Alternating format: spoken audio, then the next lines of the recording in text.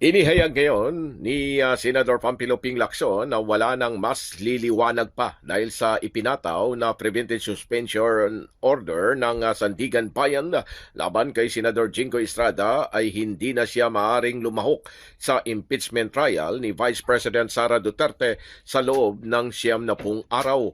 Ang pahayag ay sinabi ni Senador Lacson matapos iutos ng anti-graft court ang suspension ni Estrada mula sa kanyang kasalukuyang pwesto bilang senador at sa anumang iba pang pampublikong posisyon na kasalukuyan niyang hawak o maari pa niyang hawakan sa hinaharap kaugnay ng mga kasong nag-ugat sa flood control anomaly.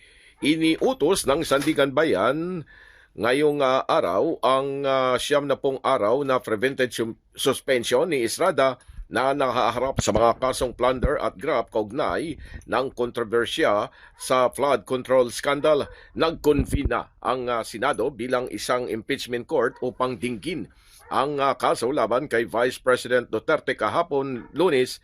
Isinumiti ng House of Representatives at ng kampo ng Vice Presidente ang kanilang pre-trial briefs sa impeachment courts. Inisyal na itinakda ng impeachment court ang pagsisimula ng mismong paglilitis sa Hulyo 6 ngayong taon. Pilipinas, mula sa Senado, Silvestre Rambolabay, Radyo Kayumanggi.